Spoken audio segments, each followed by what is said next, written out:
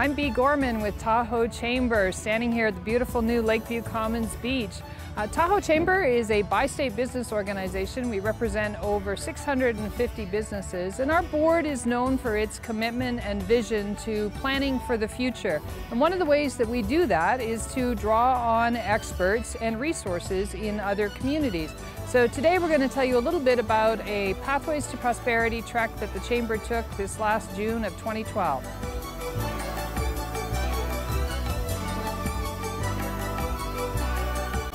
Hi, I'm Claire Fortier, and I'm the mayor of South Lake Tahoe and a 20-year resident of this gorgeous lake that's behind me. Lake Tahoe is not just our home, but it's an international treasure. Its pristine beauty is renowned throughout the world. But Tahoe has its flaws and needs some changes. And it's for that reason that I went along on the Chamber track to find out how other communities are dealing with problems that Tahoe should be dealing with.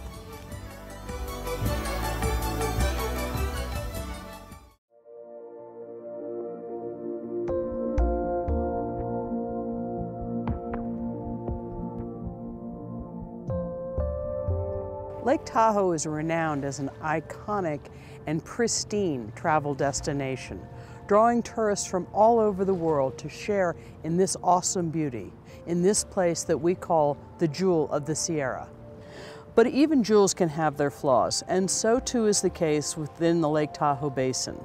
Sadly, these flaws impact visitors and residents alike.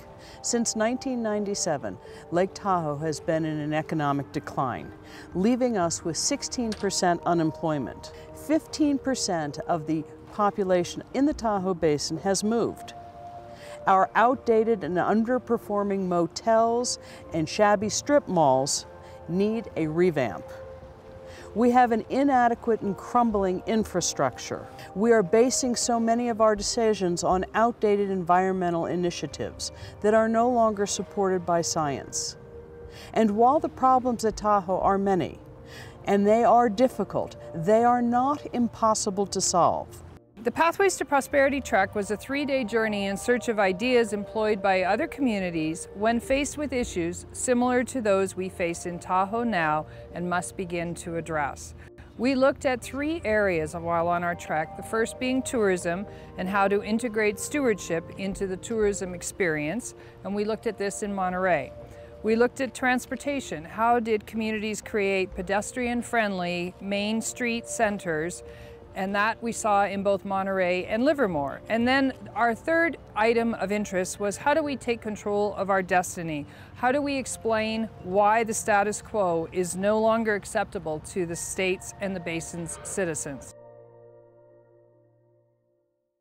The trek's first focus area was on transportation challenges. Experts in Monterey openly shared their county-wide and collaborative pedestrian and bike-friendly system that has reduced reliance on the automobile significantly.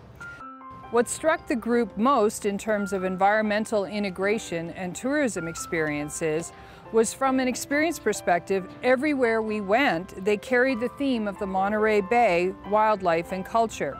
Our hotel rooms, when we checked in, had otters on the beds. They had Zen gardens on the desk, both of which reinforced the reason we chose to come to Monterey as a visitor. We choose to go there to relax and to learn more about their natural environment. What's the smart way to move forward so we get these great projects that have strong economic benefit?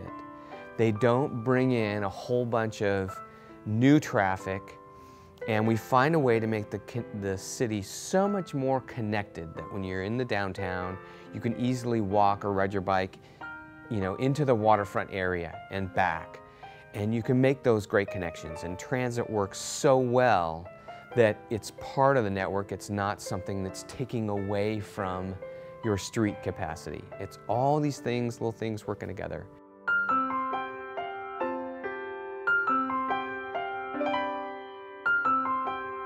Oh, it's beautiful. I had actually researched a little bit on the internet before flying out here. We were vacationing in California, so we went to San Francisco and then Yosemite, and now we're spending a few days here. great maps of the area, and of course everybody's been very helpful, to ask any questions.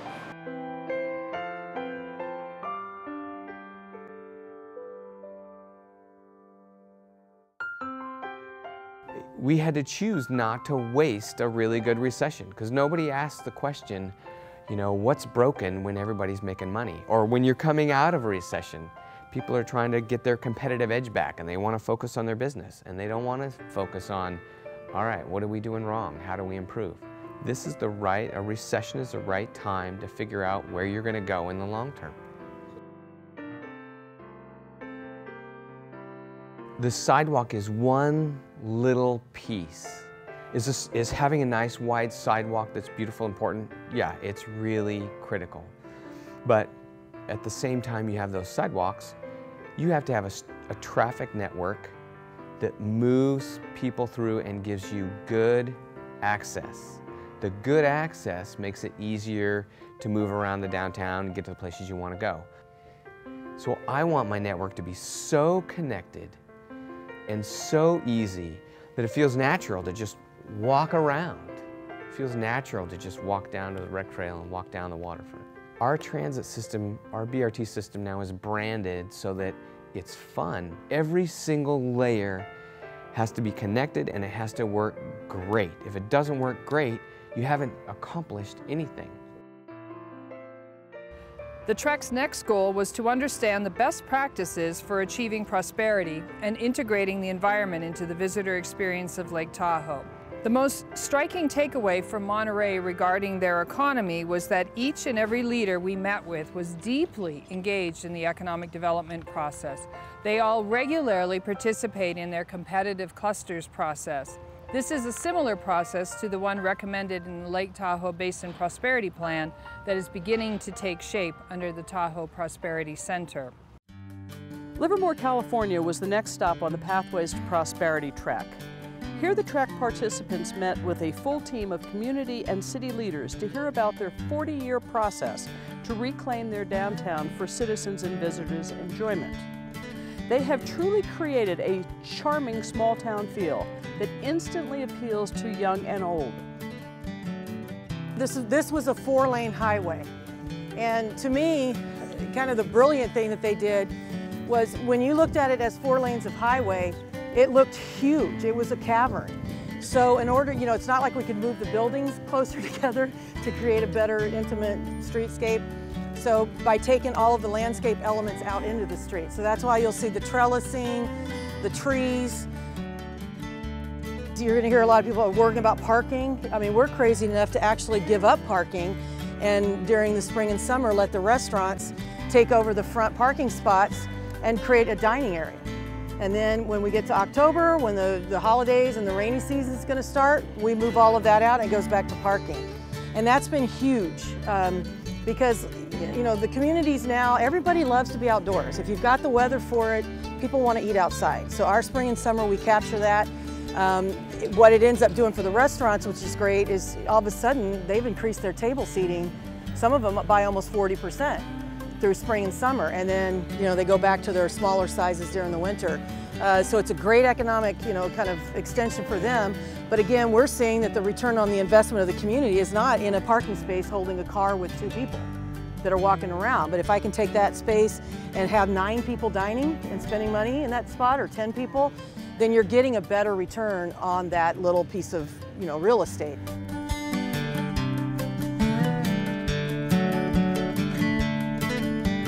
But if you're really trying to create a downtown part of the community, a third place, a place that your community wants to come out and hang out, when you walk tonight, you'll actually bump into things we call pedestrians.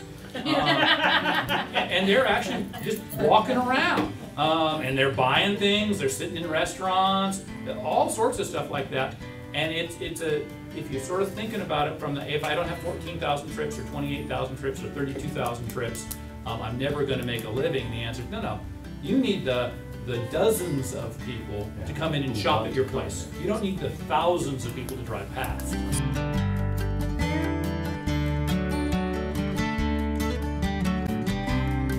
Before I was working on it, I grew up in this town and I was kind of like a lot of the slow growthers that wanted the small town to stay, and I wasn't completely sold on the project. Working with the businesses down here during construction, things went really well, and I'm very pleasantly surprised at how it turned out and how it has worked for pedestrian access and keeping people down here. Our downtown has totally changed, and there's lots of activity down here, which there never was before. My granddaughter was one of the first ones in the fountain, and she's come down here every Friday, and me and my daughters come down here quite often now. The final stop on the Pathways to Prosperity trek was Sacramento itself, the Capitol building as a matter of fact, where the group was able to meet with Senator Ted Gaines and Natural Resources Secretary John Laird.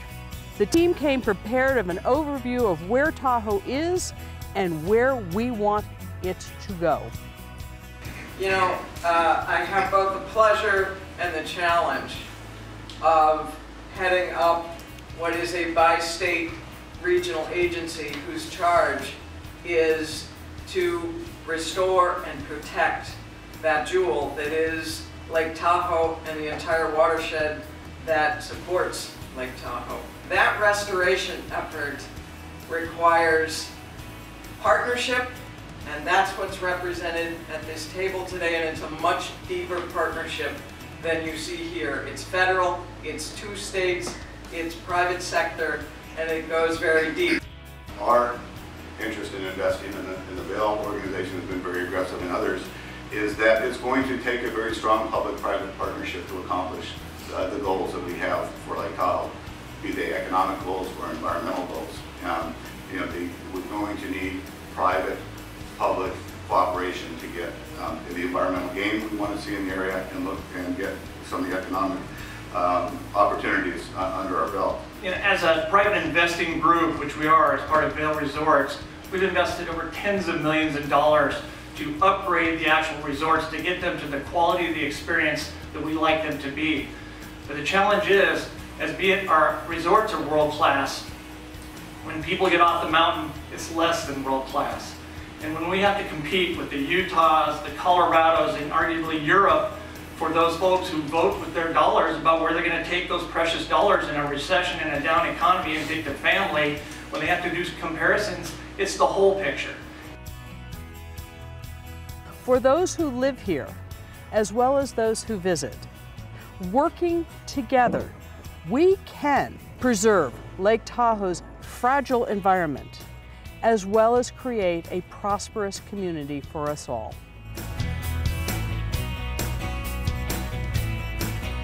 The trek was just the start of a process to create a sustainable future for the Tahoe Basin. Sustainability that should provide for its local citizens as well as visitors while preserving the natural environment. The time to act is now. For more information, please visit tahoechamber.org. If you would like to learn more about the decisions that are being made that will impact the basin's citizens and visitors today and tomorrow, I'd also encourage you to visit tahoefuture.org. Thank you for your commitment to your community.